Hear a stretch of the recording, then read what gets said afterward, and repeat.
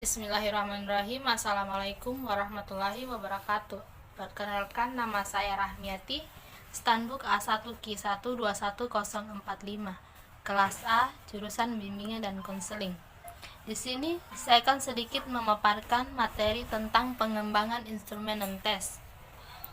A. Pengertian instrumen non-tes. Instrumen non-tes dapat diartikan sebagai alat untuk mengumpulkan data yang bersifat komprehensif. Artinya, instrumen non-tes dapat digunakan untuk menilai berbagai aspek dari responden, sehingga tidak hanya untuk menilai aspek kognitif, tetapi juga aspek efektif dan psikomotif. B. Tujuan pengembangan instrumen. Pengembangan instrumen dapat dilakukan untuk memperoleh data atau informasi yang dibutuhkan karena tidak ada atau belum ada instrumen yang dapat mengukur aspek tersebut, ataupun jika sudah ada, dapat diadaptasi sesuai dengan karakteristik responden dan wilayah administrasi. C. Langkah-langkah pengembangan instrumen. Instrumen mengidentifikasi tujuan utama penggunaan instrumen. Pertama, proses pengembangan instrumen berdasarkan pertimbangan tujuan penggunaan instrumen yang mendasar. Yang kedua, mengidentifikasi tingkah laku dan yang mewakili konstruk tertentu, merumuskan sampel tingkah laku secara operasional sehingga tampak apa yang akan diukur.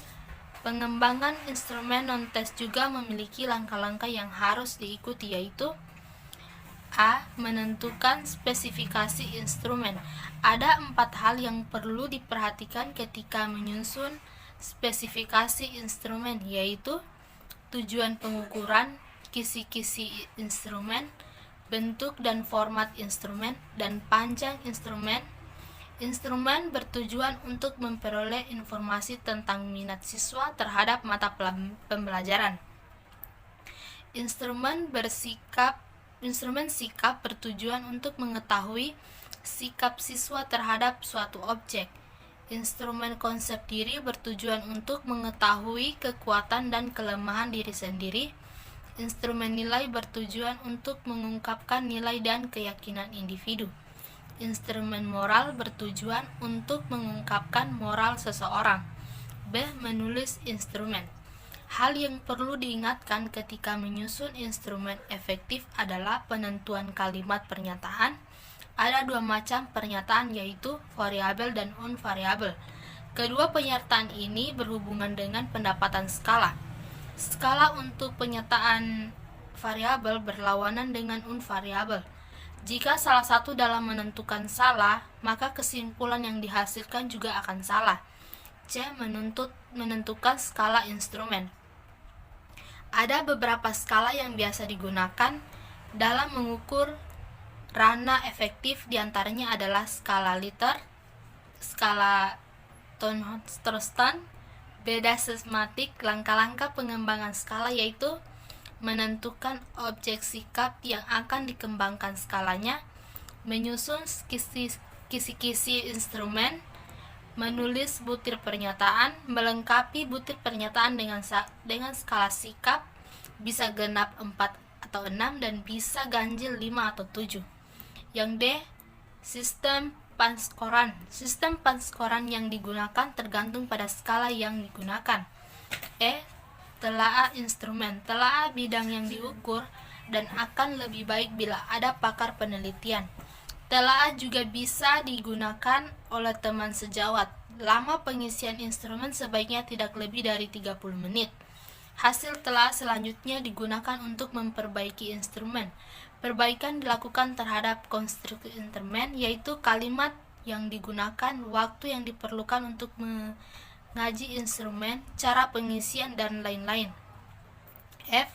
Merakit instrumen.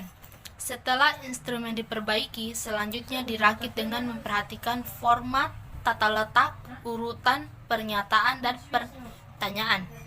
Format harus menarik urutan pernyataan sesuai dengan aspek yang akan diukur. G. Uji coba instrumen. Setelah dirakit, instrumen diuji cobakan. Sampel uji coba dipilih yang karakteristiknya mewakili populasi yang ingin dinilai. Analisis hasil uji coba meliputi variasi jawaban tiap butir pertanyaan atau pernyataan. Apabila skala instrumen 1-5, maka bila jawaban bervariasi dari 1-5 berarti instrumen tersebut baik. Perbaikan instrumen. Perbaikan dilakukan terhadap butir-butir pertanyaan atau pernyataan yang tidak baik. Perbaikan berdasarkan hasil uji coba dan saran masukan dari responden. Pelaksanaan pengukuran ini sebaiknya dilakukan pada saat responden tidak lelah.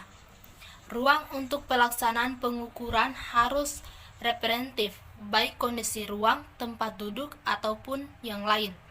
Penafsiran hasil pengukuran berupa skor atau angka. Menafsirkan hasil pengukuran disebut juga dengan penilaian.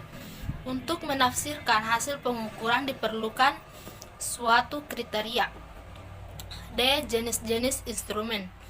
Jenis-jenis instrumen non-tes dalam penelitian pendidikan. Instrumen yang tergolong non-tes adalah skala bertingkat, kuesioner, draft cocok, wawancara, pengamatan, dan riwayat hidup. Baiklah, itulah presentasi saya. Lebih dan kurangnya mohon dimaafkan. Wassalamualaikum warahmatullahi wabarakatuh.